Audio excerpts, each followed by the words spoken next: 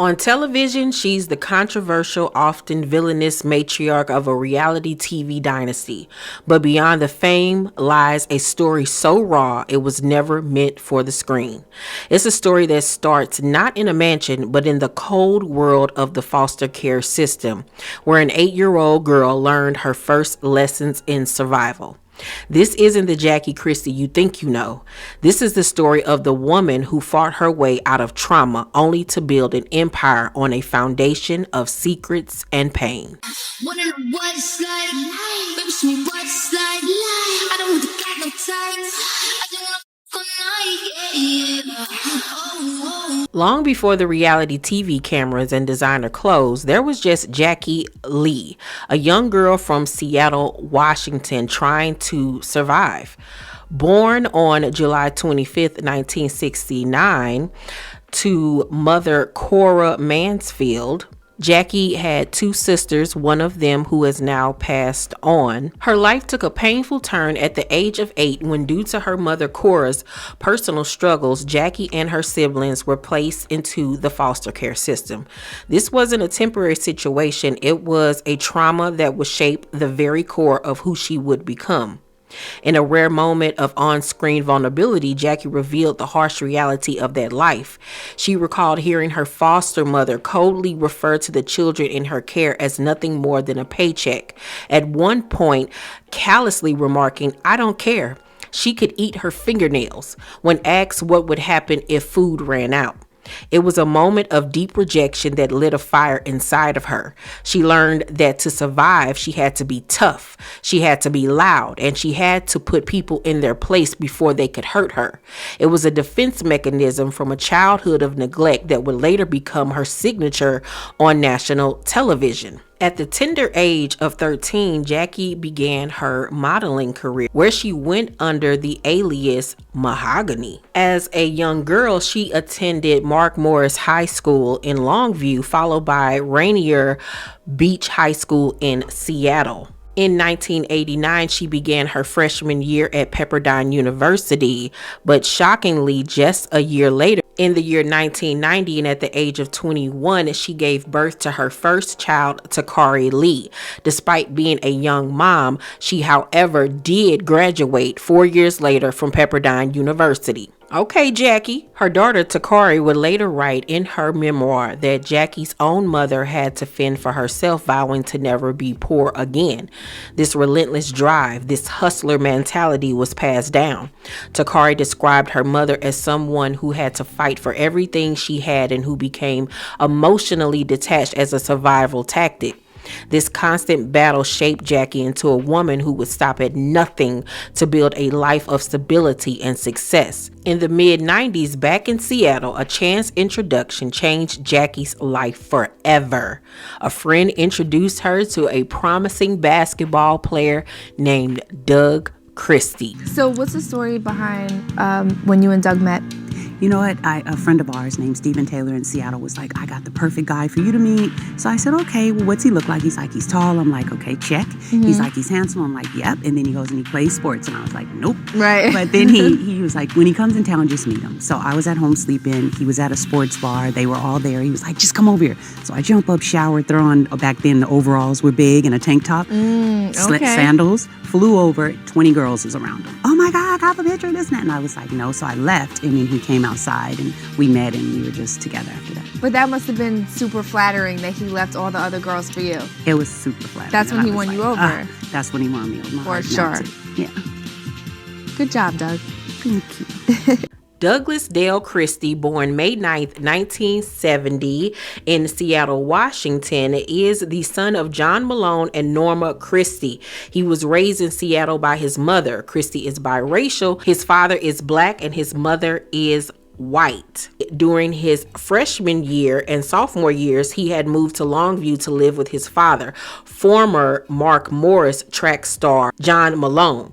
He later attended Seattle's Rainier Beach High School. Christie graduated from Rainier Beach High in 1988. He then went on to Pepperdine University studying sociology. After a whirlwind romance, Doug proposed on a Friday, and by the following Tuesday, they were married. Yes, Jackie saw and she conquered, honey. For her, this wasn't just a marriage, it was the beginning of the stable foundation she had always craved. Their union became a central part of their public identity, famously marked by a unique tradition, renewing their wedding vows every single year. This annual ceremony, whether in hard hats on a construction site or in a lavish Las Vegas suite, became a testament to their commitment. Jackie has explained it as a way to always be planning a future together. To the world, it often seemed eccentric and over the top, but for a woman who grew up with such instability, this ritual was a powerful anchor. Together they had 2 children, a daughter named Chantel and a son named Douglas Jr., adding to Jackie's eldest daughter, Takari Lee, from a previous relationship. It is well known that Jackie was a quote-unquote stage mom when it came to her daughter Chantel. Like herself at a very young age, Chantel began a modeling career and acting in several commercials as a young girl.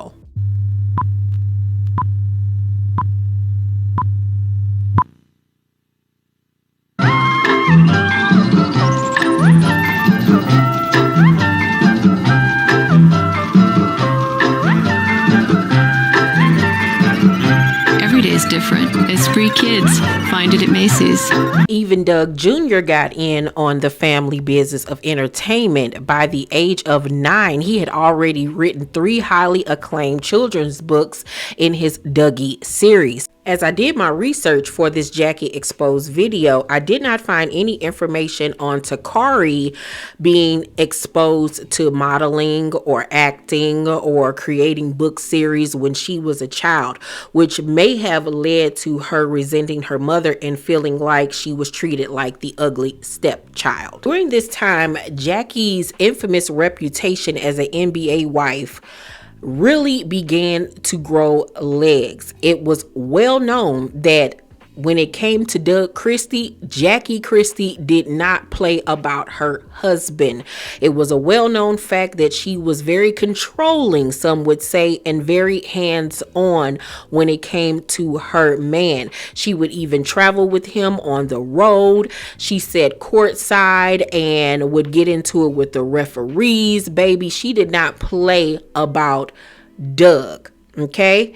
And she even talked about how she set herself on a mission to keep her husband faithful. And throughout the years, her extreme methods have been documented by various publications. Even now, she says she is not having it at all. I don't care if I do know about it, don't know about it. If I suspect it, we got a problem. She was quoted as saying about if Doug were to cheat on her. Jackie also says that although she allows Doug to watch adult movies, she has to be with him because if not, it will be a problem. In fact, controlling her husband seems to be what she feels is necessary to keep him from straying. I feel like I give my husband enough that he should not even think about wanting to cheat. And if he, like, we watch movies, we watch adult films, I'm not even gonna lie. But if I'm involved, I can say, isn't she pretty? And he can say yes. But if I come in the room and he's watching it, I'm gonna take his head off. I need to be involved. I got to be involved. I have to be in control of everything. Although she catches a lot of criticism for her methods, Jackie claims it's necessary for her to be so extreme. She even made sure her husband handed over his passwords to all of his accounts, social media included. They, groupies, throw themselves at them in a way, and I just didn't know at the time if Doug could handle it. But then he showed me really quickly, you don't even have to worry about it. So I sit back, eat my popcorn, and enjoy the game, and he deals with them. The only time my husband has been alone is when he goes to the bathroom, and I'm in the living room. So if there's a woman in there, I would know. Jackie was so ride or die for her husband that she even got into a brawl. Yes, a brawl during a NBA game. It's been involved in two the wrong way. All right, Jay, we switch gears a little bit now. A 14-year NBA veteran, Doug Christie, made his name on the court as a lockdown defender. Off it, he garnered some attention for his relationship with his wife, Jackie, including the hand signals many remember that he made to her during games. In fact, she is at every game, even follows him on the road with the team. Their lives, somebody thought, the perfect reality show. The folks at BET put it all together, and Doug and Jackie Christie join us on Cold Pizza to give us a first look. Guys, before we get to the show, Doug, what's your NBA status right now? I will be back, hopefully within a week or so. Should be signing right after training camp, we're hoping. I have to ask, what team? Can't say it's a West Coast team, I can say that. Where you might have some familiarity? I don't know yet. We'll see. Leave it there. All right, well, we'll look for that, Doug. Jackie, a lot of people remember the fight back in 2003 when Doug was with the Kings. No love lost between the Kings and the Lakers. This is some of the beginning and then into the tunnel with Rick Fox. Your purse was there, you were there, and people were like, how is Jackie Christie, Doug's wife, right there in the fight? What do you say to people that feel that maybe you're too close, that you're too much a part of his life on the court and off? Actually, what happened is I was going to go back with him in the back, and my instincts just made me run and try and help to stop the fight. But I say that this is my husband, and we love each other, and, you know, I can never be too close to him. Doug, what do you say when people say your wife's around all the time? Why? This is my best friend, my everything. We have other business ventures together. We do so much together, and also we just enjoy being around each other. So I say, butt out and mind your own business. I remember I worked with both of you in Sacramento a lot, and there was much made of the fact that people were saying, Jackie, you didn't allow female reporters to do interviews or want them to do interviews with Doug. Yeah. How do you feel? Doug, I just thought that was so funny. I mean, the team knew, because whenever I traveled with them, they would see ladies come up and interview Doug all the time. But that was just something that they just wanted to stigmatize me with, and they wouldn't accept the fact that I don't have any control over who my husband interviews with. And he interviewed all the time. He interviewed with Dana, and look, she's a beautiful woman. So Would you prefer that he interviewed, that men were there? It's a locker room. It's a strange situation after games. It didn't matter to me as long as he, felt like interviewing and stuff. But he was really focused and stuff back then. He was really, chasing the ring, and so sometimes he would leave right after, and we would go home, and it would be pretty late, and they thought I was telling him to do that. So as you guys can see, Jackie getting the name Crazy Jackie didn't start via her Basketball Wives days. It was long ago created when she was a tyrannical NBA wife.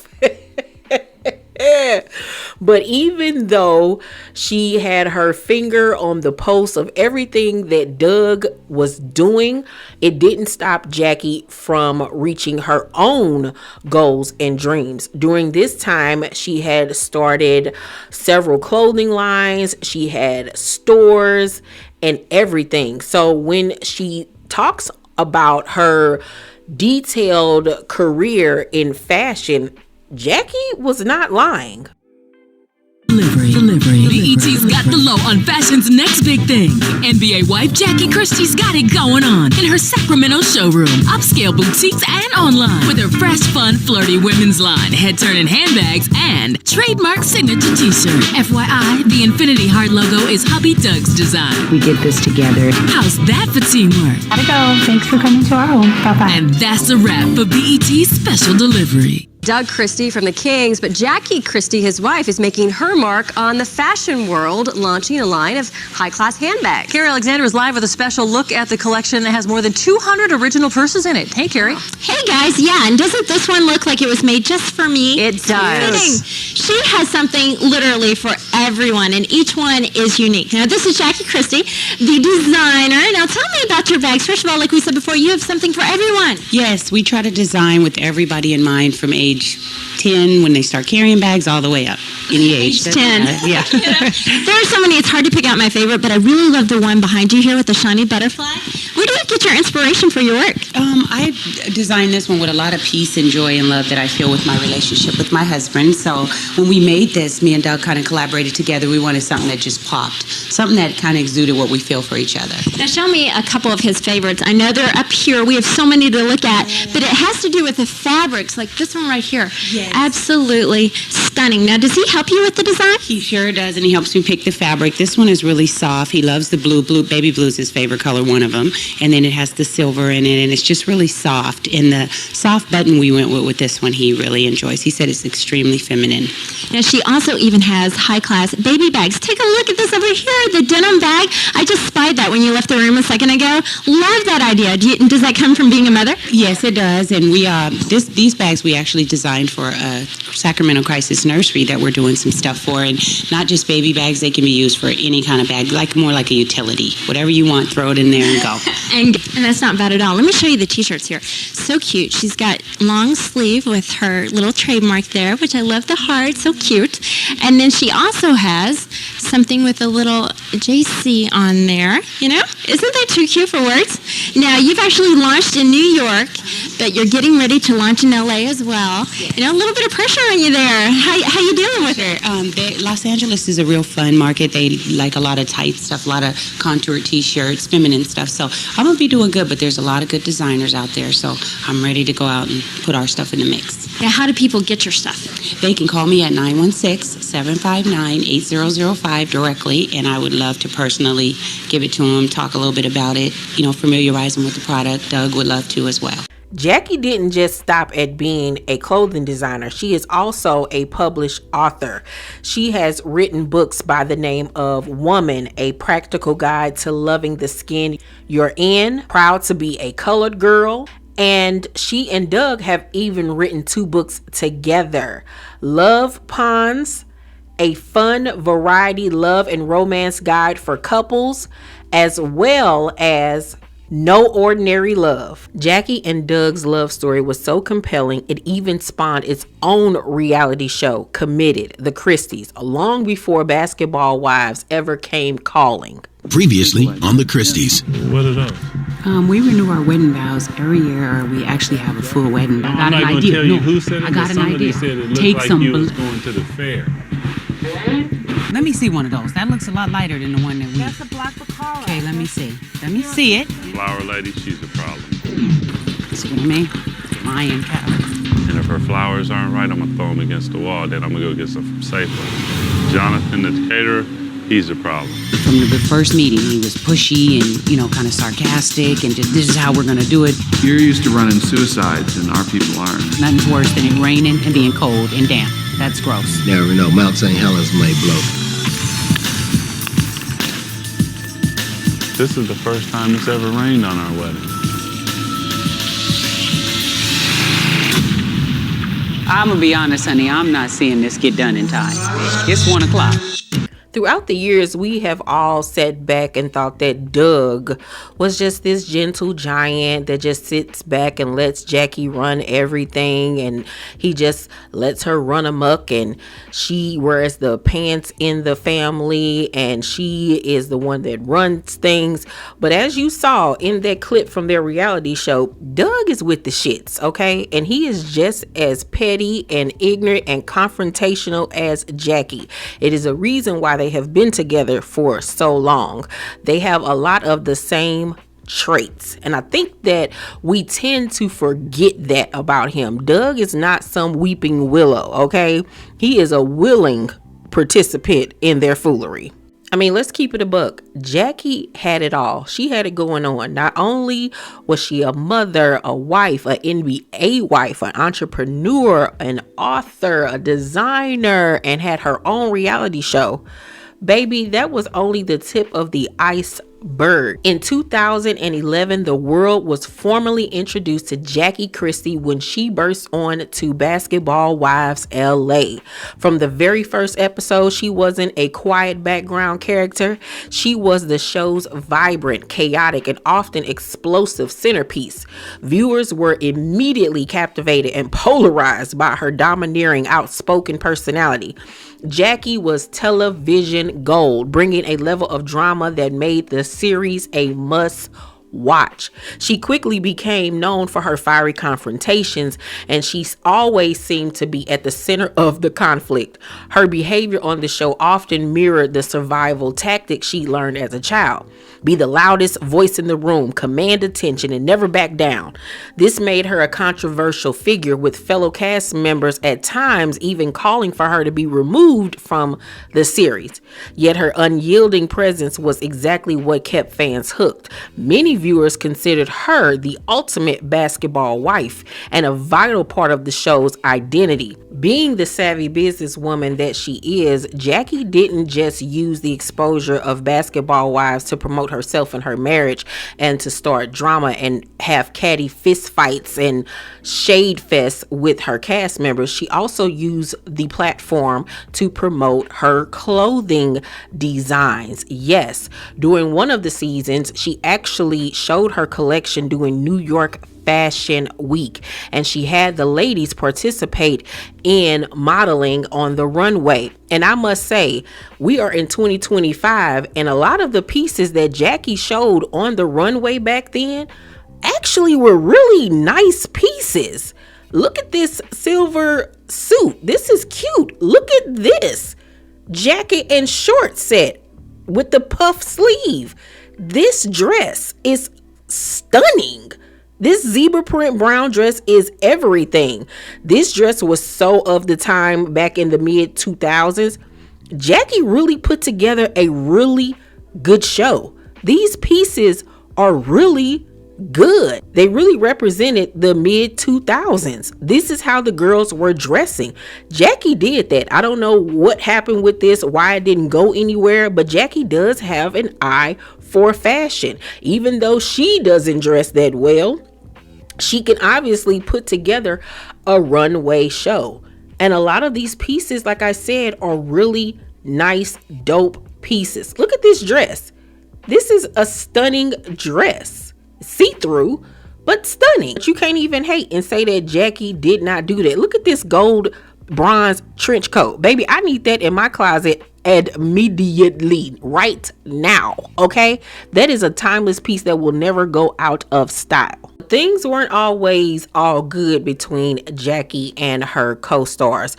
Throughout the years of her being on Basketball Wives LA, Jackie has been embroiled in so many arguments, confrontations, and she has been accused of being a liar, a manipulator, crazy, low down, dirty, a horrible mother, a cheater, a prostitute. I mean, amongst so many other things. Things have gotten so bad on the show that she even got physical one season with cast member Brooke.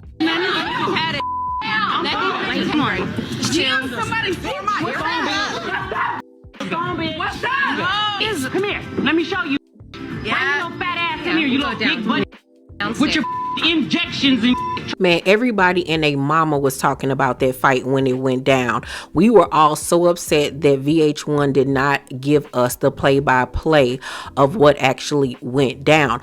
All we got was the end results, where we saw them arguing back and forth and hair being strewn everywhere, necklaces being broken, people talking mad-ish. So it literally took other cast members to fill in the blanks for us. During a radio interview with DJ Tracy Steele, Bambi gave us the behind the scenes tea on what actually went down. So we are here with Bambi from Basketball Wives LA.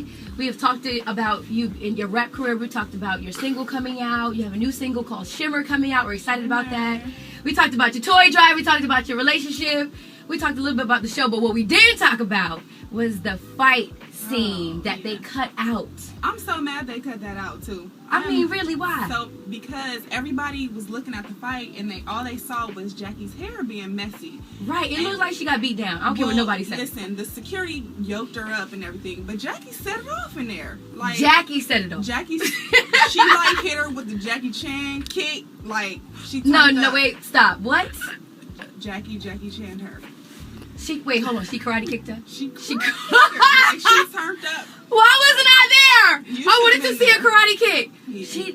She like kung fu. She just like stepped to her and just just hit her with the kick and a little punch, and I was like, what? Auntie turned up.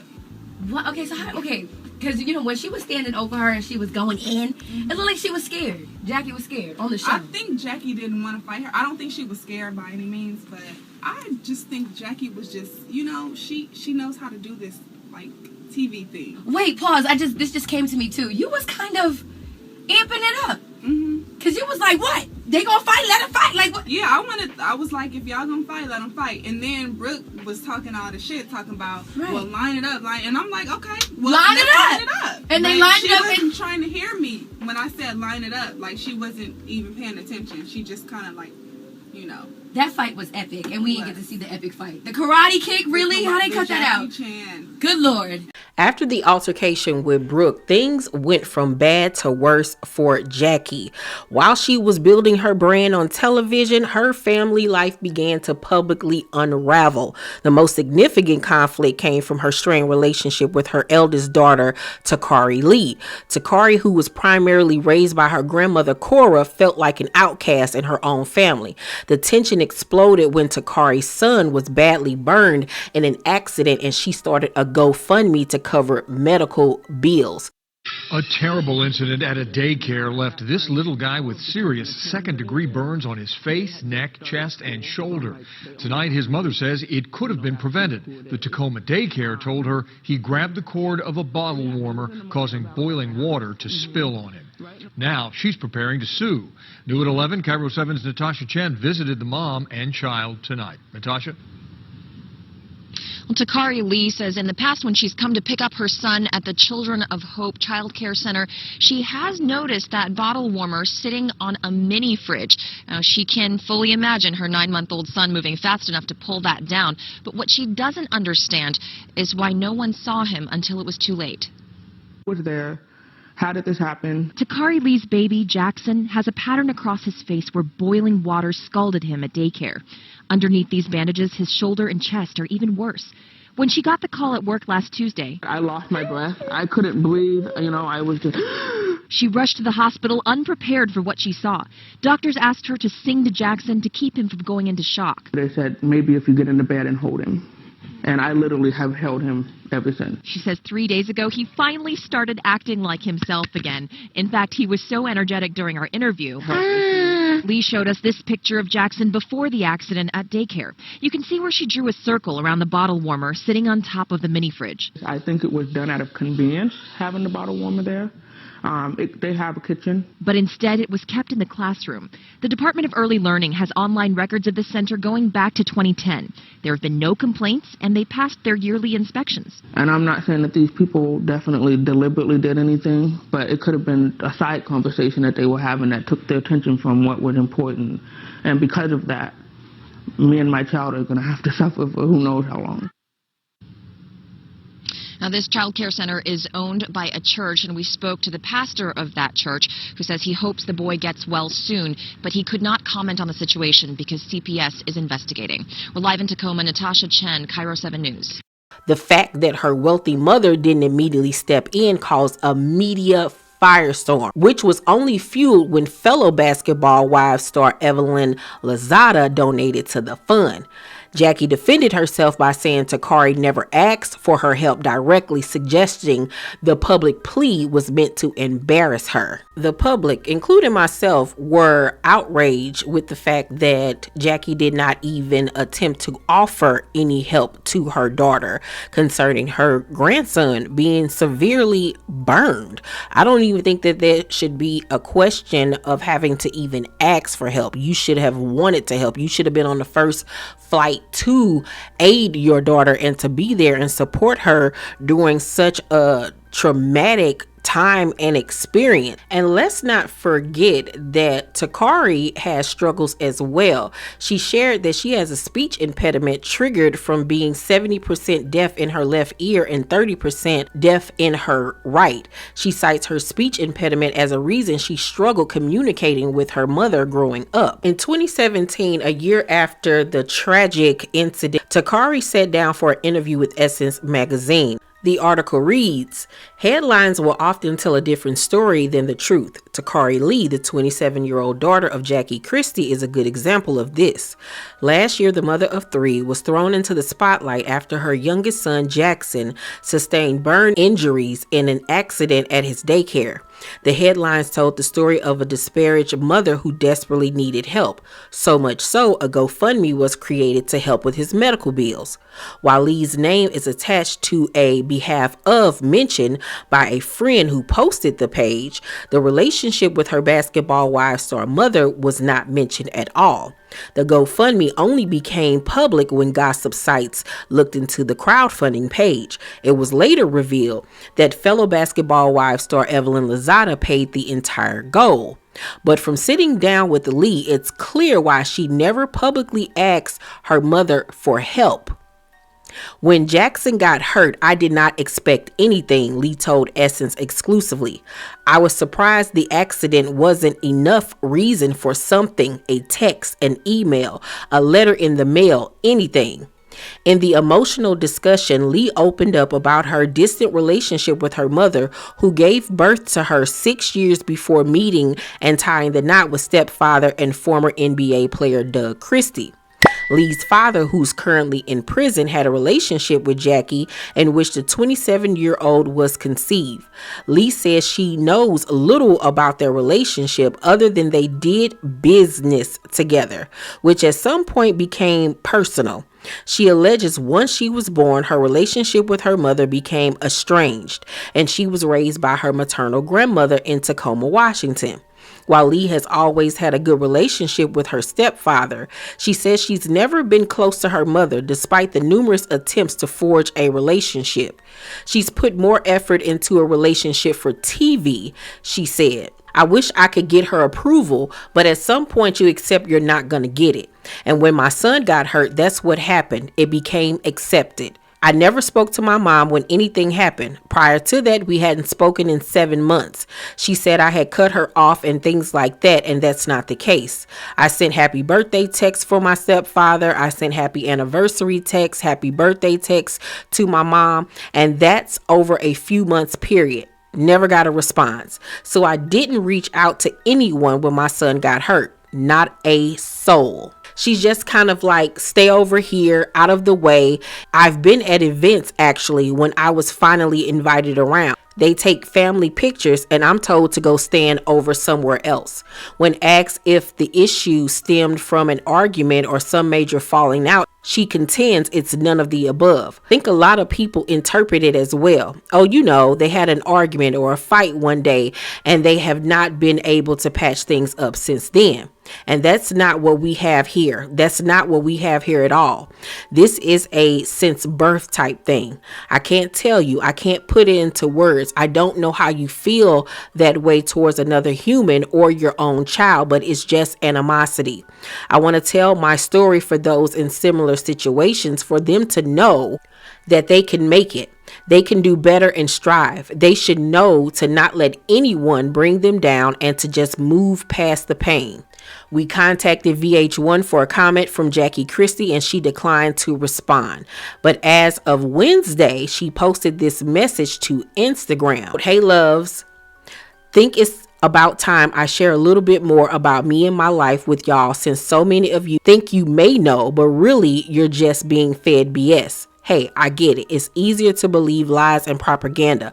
I've always been one to keep quiet about abusive untruths when it comes to my public life and profile, as I know all too well it's nearly impossible to correct or change public opinion once you allow the satire and total fabrications to be spread to the masses.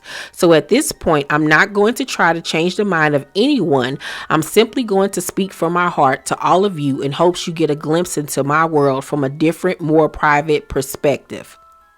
Time, luckily, has a habit of healing, and for Lee, it's allowed her to be in a positive space about the incident that injured her son and her strained relationship with her mother. Oh my God, my kids are literally my life, she said. The feelings that I had towards my mother, it's kind of like they had reverse roles. Grandma was mom. Mom was kind of like grandma, the visiting lady. She would come around even if she's there. Finally in the spotlight, Takari did not hesitate to keep her 15 minutes of fame going. Her beef with her mother was just starting. She decided to write a tell-all book titled Lights to Her Shadow, detailing a childhood of feeling second best. The strained dynamic was echoed by Jackie's other daughter, Chantel. During on-screen family therapy, both daughters expressed feeling intimidated by their mother and closer to their grandmother, who they felt provided the nurturing Jackie was too busy to give.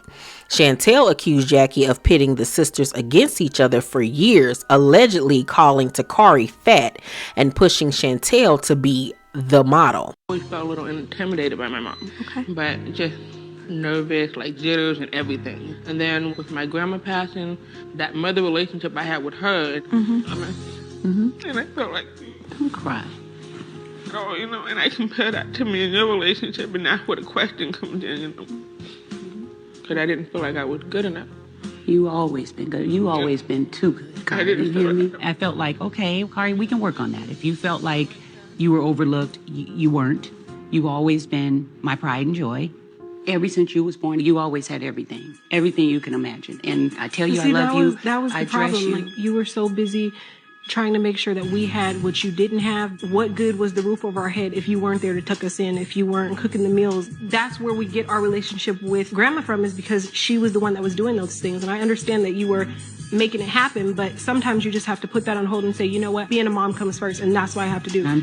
It was heart-wrenching to watch that then, and it's equally as heart-wrenching to watch that now, to see a daughter desperately crying out to be loved by her mom is very hard for anyone to watch. I will admit that even during that time period, for me, it felt like Jackie was just trying to put a band-aid on the situation so it could all go away. And I can say that as of July 2025, Takari Lee and Jackie have a strained but not entirely estranged relationship.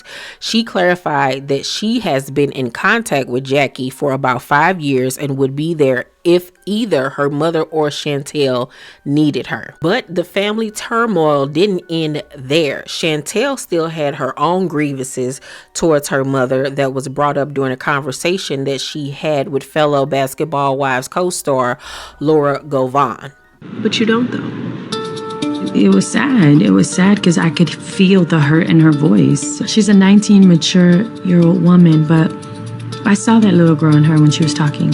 When I listened to her talk about your sister being darker, it blows my mind. It really just, it disgusts me, because that was another thing. Like, for years, my sister and I, we didn't speak to each other. No relationship whatsoever, because she always played us against each other. She's fat and she's black and you're skinny and you need to stay in shape and you're the model, and it blows my mind. Is it true that she couldn't be in pictures because she was too dark? I don't really recall like a family photo that we all took together. She was always like the outcast. Like, my mom would go as far as to, Car, you have to run on the treadmill, and Shanny, you stand there and watch her, and you write down what time she got on and what time she got off. It's ridiculous. Like, she's like 12. I'm like 8. Like, you want me to stand here and watch her run on this treadmill because she's not the size that I am, or she's not the color that I am, or she has fuller lips than I do. I knew that Jackie and her daughter's relationship was strained. I didn't know to the extent or the degree. Like, the damage that she did to me and my sister's relationship, she won't even take accountability for. At this point, it's just like a fake, I have to keep talking to you so you won't go talk about me on Twitter and talk about me on Facebook and so you tell think your side of the story. She doesn't care? Why else would you speak about your daughter like this? Oh, the fat one and the black one and the this and the that. Like, my sister was homeless for, 3 months? Like, how can you possibly sleep at night? How can you get into your big, comfy, plush ass bed in a mansion and know that your daughter is somewhere on somebody's floor, probably unwanted? It's disgusting. It's disgusting. It makes me sick. She said a lot of things that actually hurt my feelings as a mom. You know, that was actually a tough meeting for me, because I thought, it would be something else, but it kind of came out like a up situation. Where does your dad fit in all this? Any time that I've ever tried to speak to him, it could be about the sky being blue. My mom didn't want that. Like, Shanny, come here. You know, like, oh, I need you to do something. Like, we could never have that father-daughter relationship. And I never had that. Ever. Never. Are you mad at your dad? I'm not too sure. I am, because I felt like he just kind of stood by and let that happen. You have to be heard. I just think Chantel felt like she was in a room with padded walls and needed to release because nobody was hearing her. Okay, so you know eventually your mom will find out that you and I have talked. Yeah, and all hell is gonna break loose. Are you ready? How much worse can it get? So my plan of attack is I want to tell her myself that I met with her daughter. And I want to get her own reaction with my own face. This is great. I learned a lot. You've been coming. Me too, I guess. So as you guys heard back then, Chantel's grievances with her mom was the fact that she treated Takari differently from how she treated her. As what we heard, Chantel accuses Jackie of being a colorist, fat shaming her daughter, putting her on excessive diets, excluding her from family photographs, and so much more, and saying that Jackie wasn't really there in the household to raise them, that her grandmother was the one that was pretty much the paternal parent for her and her other siblings. Now, you didn't really hear her say that Jackie was mean to her, abusive to her mentally or physically, her being scared of her, or any of those things. Her grievances was always with how her mom treated Takari, and that she felt like she put a wedge between the two sisters. Now, one thing that we can dispute in this exposed video is her saying that she doesn't remember a time where they took family photos together. Well, as you have seen throughout this video, I have shown several photographs of Takari in pictures with her mom, in pictures with Doug and Chantel. So that's not true. Now, maybe later on in life, they became less frequent, but we have seen that in this video. As a matter of fact, what we did see between Jackie and Chantel throughout the years was a pretty much loving mother-daughter relationship. Yes, Jackie annoyed her daughter. Yes, we did see Chantel having to sometimes put her mama in her place, but we all saw Jackie basically adore Chantel, boast about Chantel, and have Chantel's back on a lot of occasions. And we even saw Chantel applauding her mother and being very supportive of her mom. Do you hear me speaking to you? What, Mother Rose? You are not normal.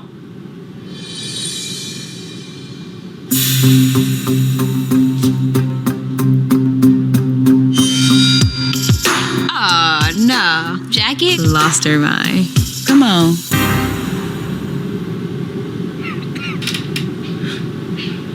Listen, don't blame me because he's beating your ass. I can see why he would. You got too much mouth and attitude, Mari. You never listen. That goddamn Jackie. Now that's how you keep a man. Look at me. I am highly impressed. She stole the play. So you Mayweather. Oh, wait. No, you Tyson, huh? You like to box, huh? I'll catch you later. Izzy, is that right? Yeah. Yeah, okay. Man.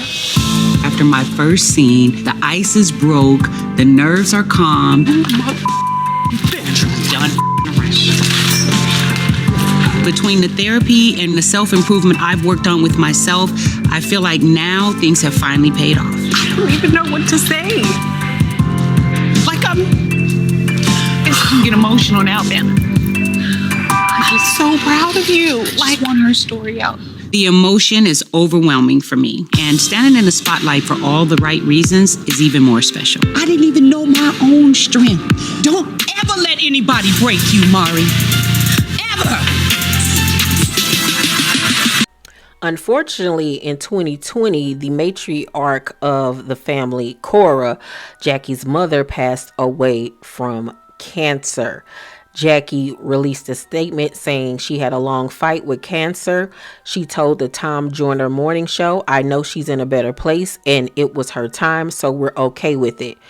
Christie revealed that her mother was able to see her and her NBA hubby Doug Christie's 16th wedding ceremony, and that was featured on last night's episode of Basketball Wives. In 2017, Chantel became a mommy herself.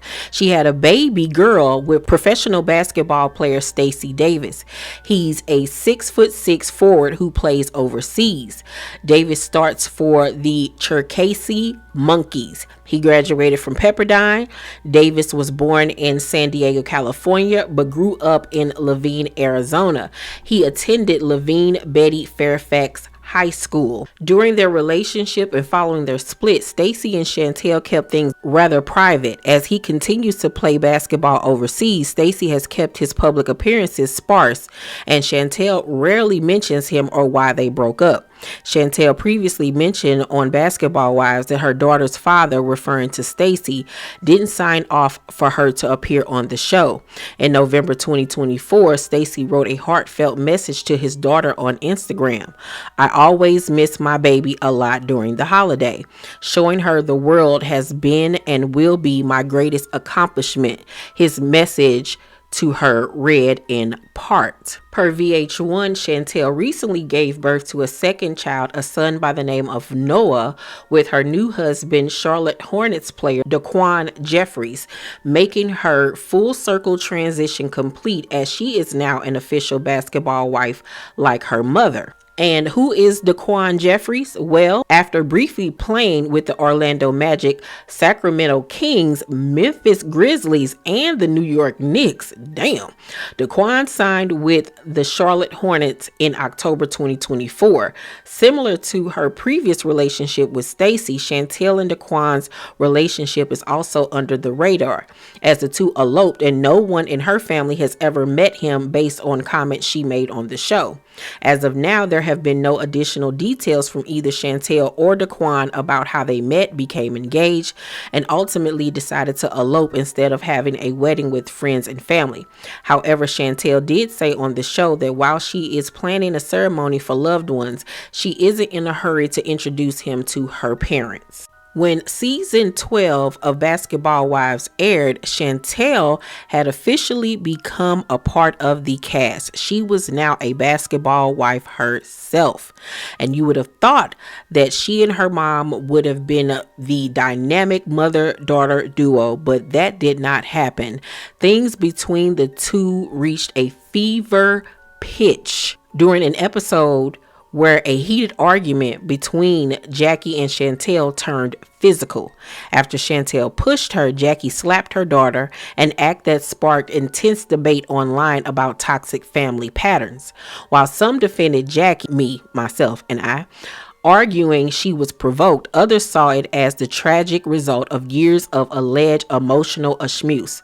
The perfect family image was shattered, replaced by the painful public spectacle of a mother and her daughters locked in a cycle of resentment and hurt, all playing out for the world to see.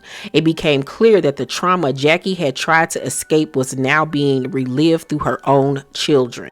Despite the endless personal drama, it would be a mistake to define Jackie Christie solely by her on-screen controversies. Behind the reality star is a relentless and savvy entrepreneur whose diverse portfolio has solidified her estimated $10 million net worth. Ooh, okay, Jackie. Which is totally separate from her husband Doug Christie's $20 million net worth. Jackie cleverly used her TV fame as a springboard for numerous business ventures, proving she was far more than just a basketball wife.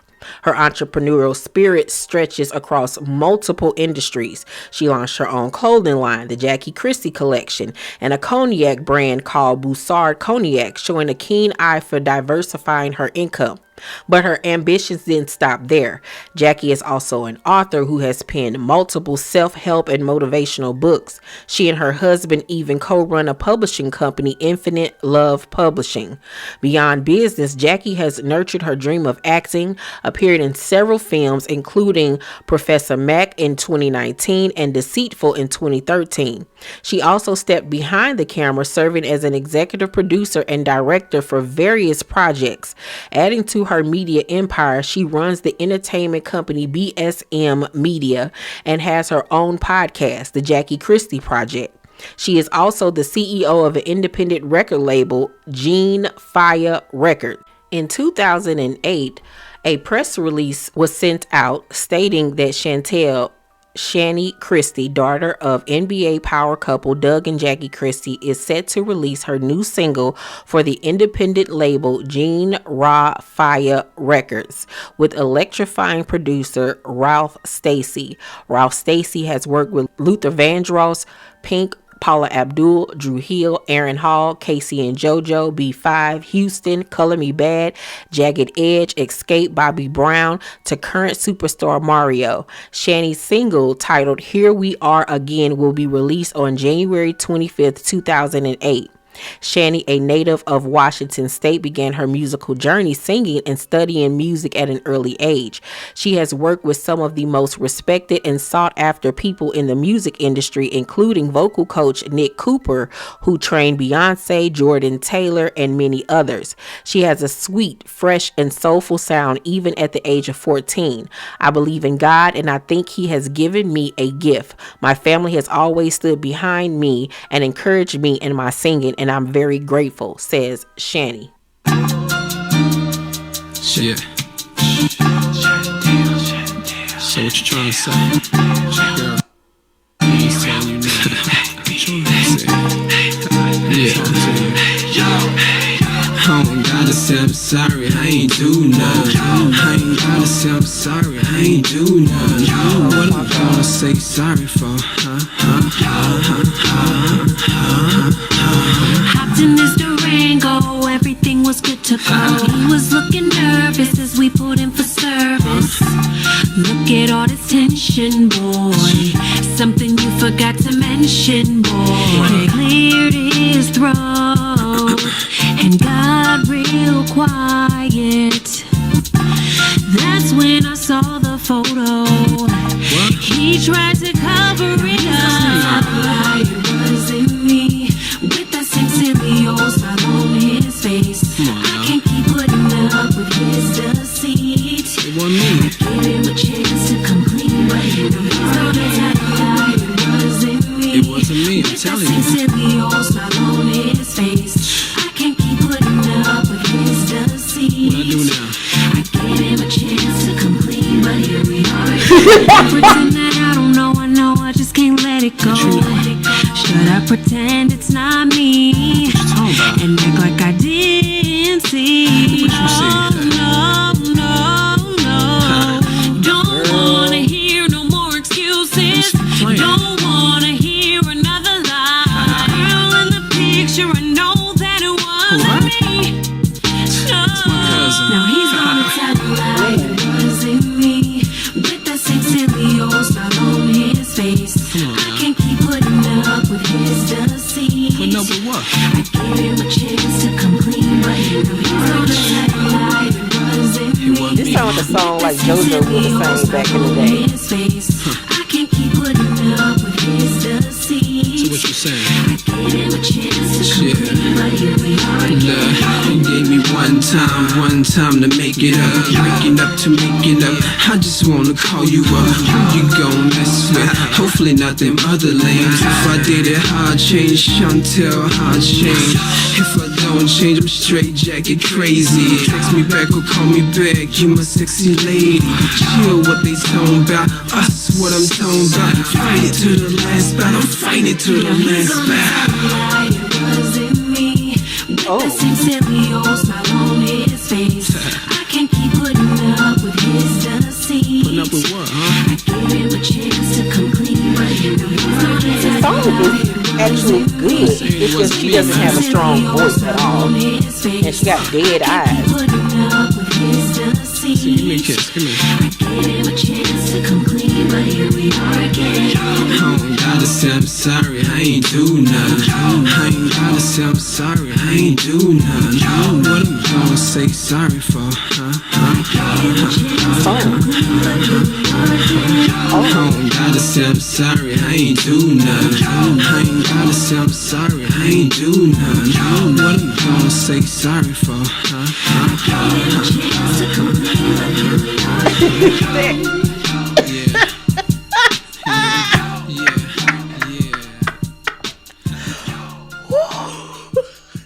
Yo, next season, all Jackie gotta do is walk. Anytime that bitch start with her, Jackie just need to go.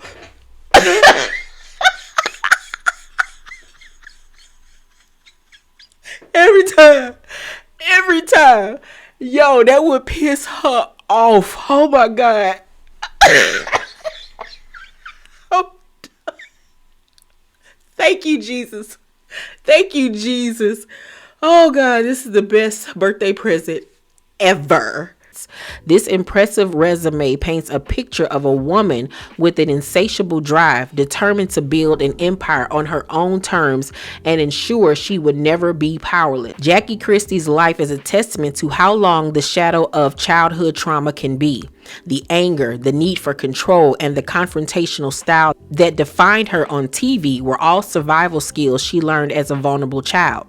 However, her story is also one of growing self-awareness and the difficult journey towards healing. On Basketball Wives, viewers watched Jackie take the crucial step of seeking therapy to address her deep-seated issues. It was in these sessions that she began to publicly acknowledge the line between her traumatic past and her present-day behavior. Her therapist helped her confront the idea that a lavish lifestyle couldn't fill the void left by her childhood. Those on-screen moments showed a woman grappling with her own demons, trying to understand the root of her pain. She has admitted that only she can heal herself, stating, "It's Jackie that has to heal Jackie. Can't no one else heal me." That acknowledgement is a powerful step. The journey is far from over, and her relationships with her daughters remain complex. However, her willingness to confront her past shows an effort towards personal growth. It reveals a flicker of hope that the cycle of trauma can be addressed, if not entirely broken. For Jackie Christie, the path to healing is a public struggle, a raw and ongoing process of trying to mend the cracks that have defined her for so long. The life of Jackie Christie is a story of wild contrast, a traumatic childhood versus a multi-million-dollar empire, a fiercely protected marriage versus devastatingly public family feuds. She is a woman desperate for control who often seems on the verge of losing it. She is a survivor who hustled her way from the despair of the foster care system to the top of reality television, armed with a ferocious will and an unyielding ambition.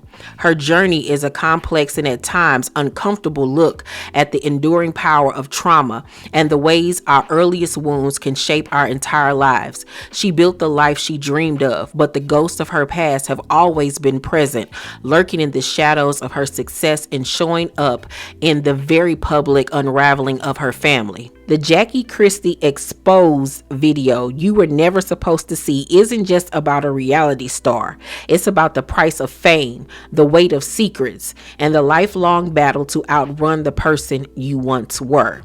So T-Squad, what do you think? Can someone truly heal such a fractured past?